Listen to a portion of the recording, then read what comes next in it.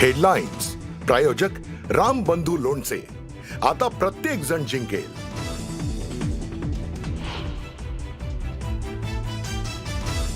शिवसेना की शिंदे सेना यावरून विधानसभेत खडाजंगी. वरुण सरदेसाई आणि शंभूराज देसाईंमध्ये जुंपली तर राष्ट्रवादीच्या अनिल पाटलांची ही वादात उडी.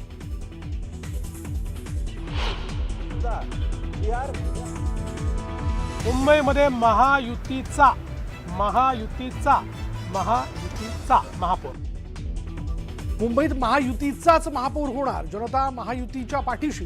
मुख्यमंत्री देवेंद्र फडणवीसांचा दावा.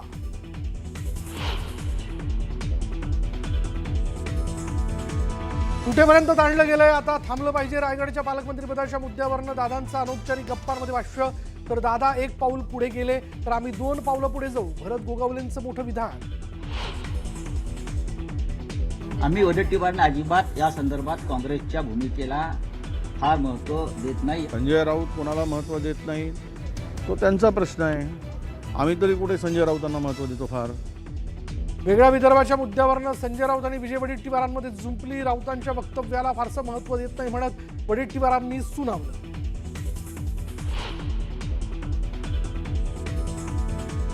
नागपूर अधिवेशनावर जाणारा युवा प्रशिक्षणार्थी लोटांगण मोर्चा पोलिसांनी अडवला. पोलिसांनी काही युवा प्रशिक्षणार्थ्यांसह महिला आंदोलकांना घेतलं ताब्यात. आंदोलक आक्रमक. सिडकोच्या घरांच्या किमतीत 10% कपात. उपमुख्यमंत्री एकनाथ शिंदे यांची घोषणा. तर नवी मुंबईत 17,000 घरांची लॉटरी लवकरच.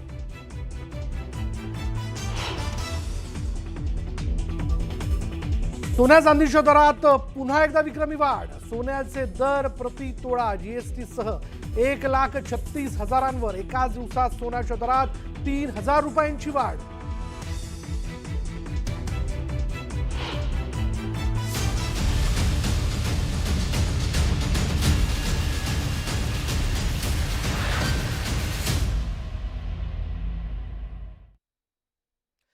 चला न्यूज 18 लोकमतमध्ये आपण सुरुवात करूयात एका विशेष बातमीने, चर्चेतल्या बातमीने. महाराष्ट्रात मुलं मुली बेपत्ता होण्याचं प्रमाण वाढलेलं आहे. एकट्या मुंबईतूनच मागील 36 दिवसात 83 मुलं, किती बघा आकडा लक्षात घ्या, 83 मुलं बेपत्ता झाल्याची माहिती समोर येते.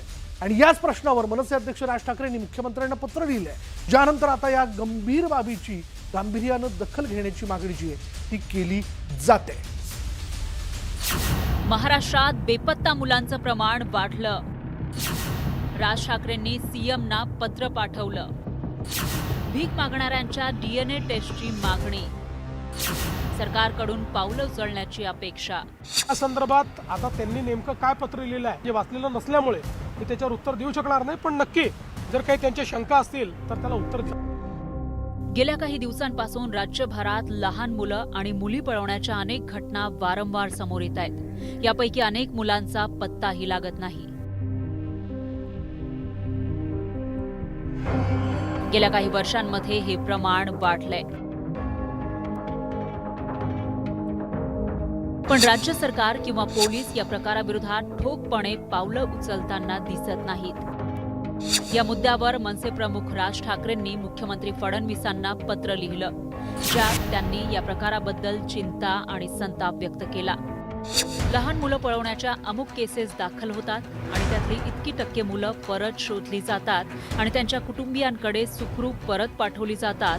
अशा आशयाचं सरकारी उत्तर यावर महाराष्ट्राला नको आहे. मुळात एनसीआरबी जे आकडे सांगतंय ते आकडे म्हणजे किती पालकांनी पोलिसांकडे तक्रारी नोंदवल्यात त्याचा तपशील सांगितला जातो. पण अशा काही हजार तक्रारी पोलिसांपर्यंत पोहोचत तरी असतील का?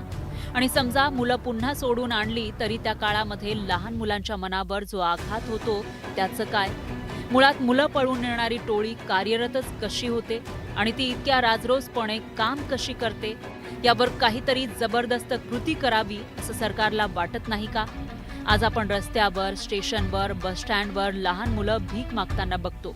ती कोण आहे? त्यांच्यासोबतची जी माणसं भीक मागत असतात ते खरंच त्यांचे आई वडील असतात का?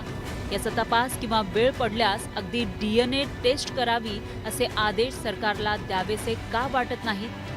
राज ठाकरेंनी प्रश्नांची सरबत्ती करत अत्यंत गंभीर असलेल्या या प्रश्नाकडे सर्वांचं लक्ष वेधलं, ज्याचे पडसाद अधिवेशनातही उमटले.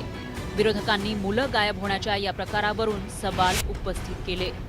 की 15 वर्षाच्या, 16 वर्षाच्या, 18 वर्षाच्या, 20 वर्षाच्या, 22 वर्षाच्या मुली मोठ्या प्रमाणावर बेपत्ता होतात आणि त्याचा शोध लागत नाही.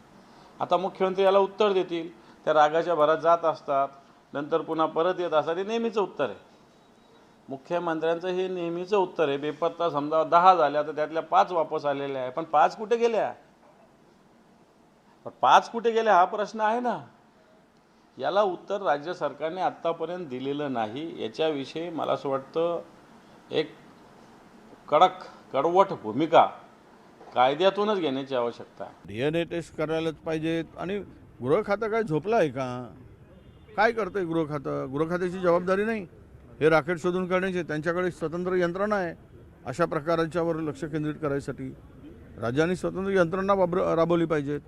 इतक्या मोठ्या प्रमाणात माझ्या महाराष्ट्रामध्ये, मुंबईमध्ये मुली गायब होत असतील आणि 2-4 भेटले की पुन्हा सांगतात पेपरला बातमी देऊन आम्ही शोधून काढलं. आत्ताही मी काल परवा चिमूरमध्ये एका अल्पवयीन मुलगी गायब आहे. मी अजूनही ती शोध लागल्या जात नाही महिनाभरापासून. विरोधकांच्या या प्रश्नावर सरकारनंही उत्तर दिलं. अनेक मुलांच्या मिसिंग कंप्लेंट फाईल नसलेल्या मुलांना देखील आपण शोधून काढलेलं आहे. आकडेवारी जर का आपण पाहिली, टक्केवारीनुसार जर का आपण पाहिलं तर जवळपास जी मुलं हरवतात किंवा बेपत्ता होतात, मिसिंग कंप्लेंट असो किंवा नसो, ज्यावेळेला ह्या शोध मोहिमा होतात त्यावेळेस 90%पेक्षाही जास्त मुलं ही आपल्याला सापडतात. मुलं मुली बेपत्ता होण्याची घटना आणि त्यांची अत्यंत गंभीर आकडेवारी समोर आली आहे. केवळ मुंबईतीलच आकडेवारी पाहिली तर मुलं गायब होण्याचं प्रमाण किती मोठं आहे हे कळतं. मुंबईत दिवसाला 4 ते 5 मुलं बेपत्ता होतात. मुंबईत 36 दिवसांमध्ये 83 मुलं बेपत्ता झाली आहेत. जून ते डिसेंबर दरम्यान 370 पेक्षा जास्त मुलं बेपत्ता झाली. 370 बेपत्ता मुलांमध्ये 268 लहान मुली आहेत. गेल्या 10 महिन्यात अपहरणाचे 1187 गुन्हे दाखल झाले. ऑक्टोबरमध्ये अपहरणाचे 136 गुन्ह्यांची नोंद झाली. राज ठाकरेंच्या पत्रानंतर मुलं पळून नेण्याच्या आणि बेपत्ता होण्याच्या प्रकाराकडे राज्याचं लक्ष वेधलं गेलंय. राज ठाकरेंनी मुख्यमंत्र्यांना पत्र पाठवलं असलं तरी अद्याप ते पत्र वाचलं नसल्याचं मुख्यमंत्र्यांनी उत्तर दिलं. पण या पत्राला उत्तर देण्याची ग्वाही मात्र मुख्यमंत्र्यांनी दिली. या संदर्भात आता त्यांनी नेमकं काय पत्र लिहिलं आहे हे मी वाचलेलं नसल्यामुळे मी त्याच्यावर उत्तर देऊ शकणार नाही. पण नक्की जर काही त्यांच्या शंका असतील तर त्याला उत्तर देईल. म्हणजे एखादी मुलगी समजा घरून भांडून निघून गेली आणि 3 दिवसांनी परत जरी आली तरी आपण त्या ठिकाणी बेपत्ताचं कंप्लेंट ही दाखल करतो आणि त्यामुळे जो काही त्याची संख्या आहे ती संख्या त्या ठिकाणी आपल्याला मोठी दिसते. लहान मुलं पळवणाऱ्या टोळ्या आणि बेपत्ता मुलांचं वाढतं प्रमाण चिंताजनक आहे. या प्रश्नाची गंभीरता दिवसेंदिवस वाढतीये. त्यामुळे राज ठाकरेंच्या पत्राकडे राजकीय नजरेनं न पाहता त्यावर पावलं उचलण्याची गरज आहे. तरच मुलं पळवणाऱ्या टोळ्यांना जरब बसेल आणि कोवळ्या वयात भीक मागणाऱ्या मुलामुलींची संख्या कमी होईल. शरद जाधव, न्यूज 18 लोकमत, मुंबई.